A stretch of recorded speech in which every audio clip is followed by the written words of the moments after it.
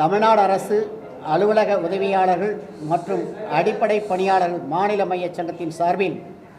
மாநில தலைவர் எஸ் மதுரம், அகில இந்திய தலைவர் கே கணேசன் அவர்களுடைய கூட்டறிக்கை. இன்றைக்கு காலையில் பழைய ஓய்வூதிய திட்டம், புதிய ஓய்வூதிய திட்டம், மத்திய அரசு கொண்டு வந்துள்ள யூபிஎஸ், இந்த 3 ஓய்வூதியங்களை குறித்து தலைமைச் செயலகத்தில் உள்ள நாமக்கல் கவிஞர் மாளிகையில் ஐஏஎஸ் குழு தலைமையில் இன்றைக்கு கருத்து கேட்பு கூட்டம் நடைபெற்றது. எங்களின் சங்கத்தின் சார்பாக கலந்து கொண்டு புதிய ஓய்வு திட்டமும் யூபிஎஸ் மூலமும் ஓய்வூதியம் இல்லை, 30-35 ஆண்டுகள் பணிமுடித்தவர்களுக்கு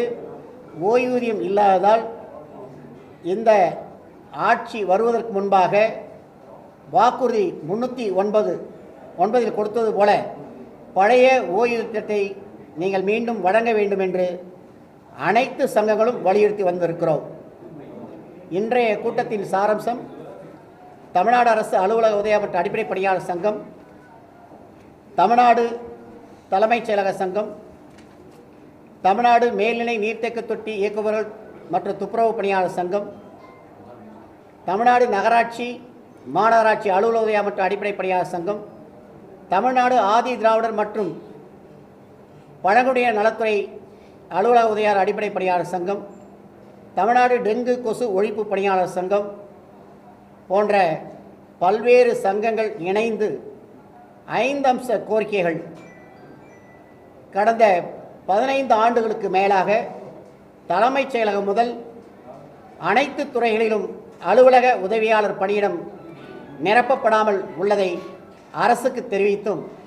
அரசு செவிசாய்க்காத காரணத்தினால் சென்னை உயர்நீதிமன்றத்தில் வழக்கு தொடுத்து உடனடியாக தலைமைச் செயலகம் முதல் அனைத்து துறைகளிலும் காலியாக உள்ள அலுவலக உதவியாளர் பணியிடங்களை நிரப்பப்பட வேண்டும் என்று ஆணையிட்டது. அந்த ஆணையினை உடனடியாக நடைமுறைப்படுத்த வேண்டும் என்று முதல் கோரிக்கையாக வைத்திருக்கிறோம். இரண்டாவதாக 12,527 ஊராட்சியில் பணிபுரிகின்ற மேல்நிலை நீர்த்தேக்க தொட்டி இயக்குபவர்களை பணி நிரந்தரம் செய்யப்பட வேண்டும் என்று வைத்திருக்கிறோம். அதுபோல பண்ணை பணியாளர்கள், பல்நோக்கு மருத்துவமனை பணியாளர்கள், டெங்கு கொசு ஒழிப்பு பணியாளர்கள், ஆதி திராவிடர் நலத்துறை பிசிஎம்பிசி துறையிலே பணிபுரிகின்ற துப்புரவு பணியாளர்கள்